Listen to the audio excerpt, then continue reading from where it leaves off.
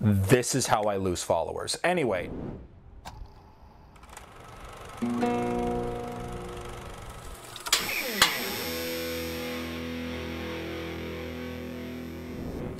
Hey there, everybody. Let's talk about Raimi's Spider-Man trilogy. Now, as just a disclaimer, I wanted to talk about all of these Spider-Man movies before Spider-Man No Way Home came out, but I felt that this is a little bit more accurate to how I feel about the Spider-Man movies. This isn't necessarily a review of the quality of the films. All I'm doing is presenting to you why or why not I thought that a particular Spider-Man iteration was more successful than another.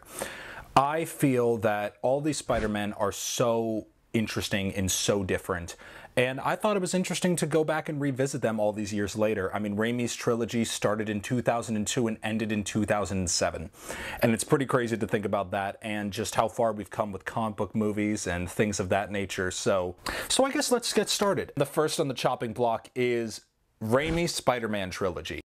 I don't want to approach this as a stereotypical review. My intent is to tell you why I thought Tobey Maguire is potentially overrated. Now, my goal is to talk about the Raimi trilogy in how I see fit. Now, again, keep in mind, this is just my opinion. Now, these films took place from 2002 to 2007, starring Tobey Maguire, Kirsten Dunst, and James Franco as the main cast throughout all three movies. Also, we have Willem Dafoe as the Green Goblin, Alfred Molina as Doc Ock, and Thomas Hayden Church as Sandman, as well as Topher Grace as Venom. We'll get into it. First off, I have to say that if there is one film you should watch to get a sense of all of the early 2000s tropes, it's Spider-Man 1. I don't know if any of you guys have watched it recently, but it's certainly fun to watch. I'll tell you, like, there's stuff that I don't know what they were really trying to go for. Here's the thing. I think these movies are delightful. If you're looking at them from a standpoint of memes, perfect. Fly! Up, up, and away with! They are fantastic. The issue is, so much of their stuff is kind of campy, which is good. It works for Spider-Man in this world. It works for the New York City that they kind of created. However, it's difficult in these films to really talk about what they wanted us to take seriously. Now, don't get me wrong, within worlds, everything kind of makes sense and does this, but it's also a standpoint of, I don't know what was intentionally campy and what wasn't. Because you have somebody like J.K. Simmons, who absolutely nails it as J. Jonah Jameson. He understood the assignment throughout. He is the best part of any of these movies. He doesn't want to be famous, and I'll make him infamous. 150. 300. That's outrageous. Done. Call Deborah. The caterer. Tell her not to open the caviar. And I will fight anybody on that. Here's my main gripes with the Raimi trilogy. I do not like Tobey Maguire as Spider-Man. You're fired. I hear people say that he is, oh, he's the best Spider-Man because he's Peter Parker and Spider-Man, and like they're two different people, and it's like, it's so cool, it's so interesting. I don't see it. He reads creeper to me. He does not read charming. He definitely would get beat up and made fun of at school, but I couldn't find him sympathetic. I really could not. I felt that he just did not have anything charming about either of his characters, Peter Parker or, you know, Spider-Man. Now, I think this was all intentional, mind you. I just don't think it works for me. Like, there are people that I've heard that say that, you know, Andrew's too handsome or things of that nature, that like to be a nerd or things of that nature. I just don't agree. Tobey, he was just too awkward. It stopped feeling like a choice. Now, I will say, Spider-Man 2 made me feel for him more than anything else. I really liked how they made you think about what would it be like to be Spider-Man and to go and, you know, to balance all of this at the same time. Jobs, and have everybody think you're lazy and a terrible friend, because you are, because you do all this stuff. However, you're also doing a thing that you can't really tell anybody about, and that's just, like, I felt that the responsibility aspect was really well done in that movie. And I find that so interesting, and I do think that the Uncle Ben is done the best in this. I think that the cause and effect of Spider-Man not stopping that guy and then him killing Uncle Ben is expertly done. The thing is, if you're looking at Spider-Man to be a symbol of hope and a symbol of the everyday person doing what's right and just being a part of the neighborhood, I just don't think that Tobey does it for me. I just don't understand the hype around Tobey. I think that both of the other Spider-Men have really done a better job with the character of Spider-Man than this movie did. Now, I will say again, this does have some of the best villains. However, controversial opinion, I think Sandman is more sympathetic than Doc Ock. That's outrageous. You really want to see the ire of the Marvel's Spider-Man fandom? Mention the fact that you think Spider-Man 2 is overrated. You're fired. I think that Sandman is a more sympathetic character than Doc Ock, mainly because I kept hearing everybody talk about Doc Ock, and I don't know how I never saw Spider-Man 2 before Thanksgiving weekend, but I had heard so much built up about Doc Ock. I had heard that he's like one of the best comic book movie villains ever. He is one of the coolest characters that's ever been on screen for Spider-Man. And here's the thing, I really think that other than the action sequences, which are top-notch, and he does add such an interesting quality to it, it's so funny because every time Doc Ock came on the screen, it took me out of it a little bit, because everything else was so, oh, that's really interesting, that's really complex. Guy with a bunch of robot arms.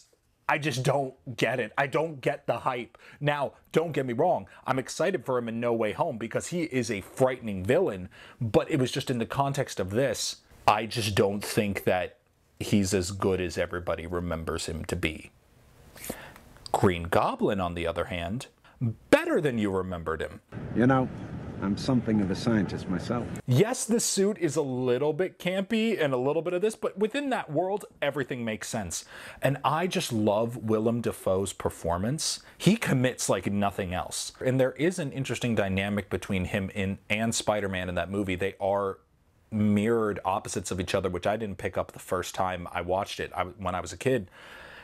Now I kind of look at it and I see they really are the yin and yang of each other. They are this is what I could have become. I did not remember how much I loved Sandman. And I think that Sandman is so complex, and I think that you just feel for him. I don't know what it is about Thomas Hayden Church playing this role. He plays it so understated. You believe that he's not trying to be a great guy. He's just trying to do what's right for his daughter.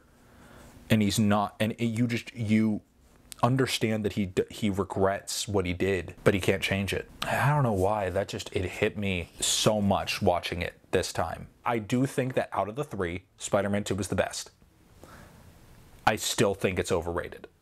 Now, for the times, it made sense. It worked. Did it well.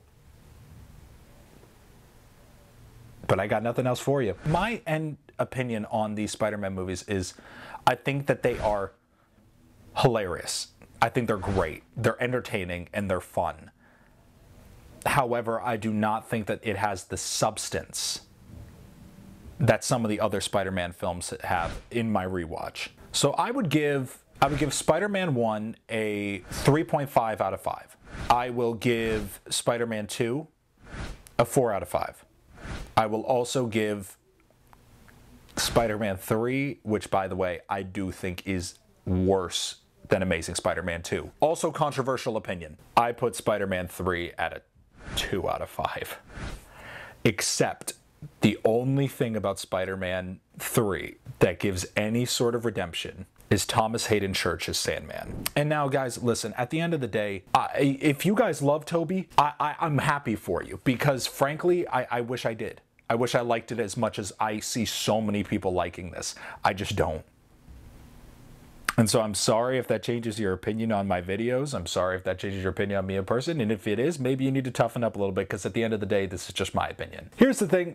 again, controversial opinions. I think that the Raimi trilogy is overrated, even though I do think that they are good movies. And I think that Tobey Maguire is a good actor. I think that he has done other great work that I really admire, and I think he did what he was told to do in this one. I just think it's put too much on a pedestal, and because of that, the other Spider-Men are more maligned when I don't think it's exactly accurate, nor do I think it's fair. Now on for Keegan's recommendations. What are good pairings for these movies? Now, if you like these, this was back when obviously superhero movies were just starting a renaissance. They were just starting out. I would say go check out the original X-Men movies. These films were just incredible.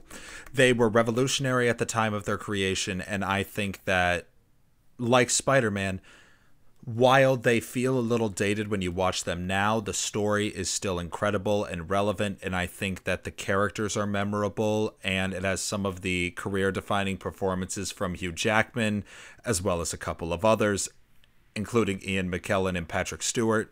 I think it's worth checking out again, especially if you love nostalgic superhero movies. This was, again, in the new phase of incredible Marvel movies. I would also say, you know what? I'm going to go with it. I'm going to say if you like the original Spider-Man trilogy, you're going to love the Star Wars prequels. Mainly because there is a really good story laced throughout, but it's filled with memes all throughout, and if the memes keep you laughing, I think that that will keep it entertained for all of the movies. But hey, let me know what you think. This is an open debate. I really think that it was fun to go back and watch them. Again, if Tobey shows up in No Way Home, I'm going to be very excited. I'm so excited that the villains are coming back, because I think the villains are the best parts of these movies. Please jump down in the comments section below and let me know your thoughts, what you thought. And again, you can find me at Movie Man Opinions on TikTok. You can also find me at Keegan Luther or at Random Stuff Ent on Instagram. Check out our Facebook page, and hey, let's watch something together.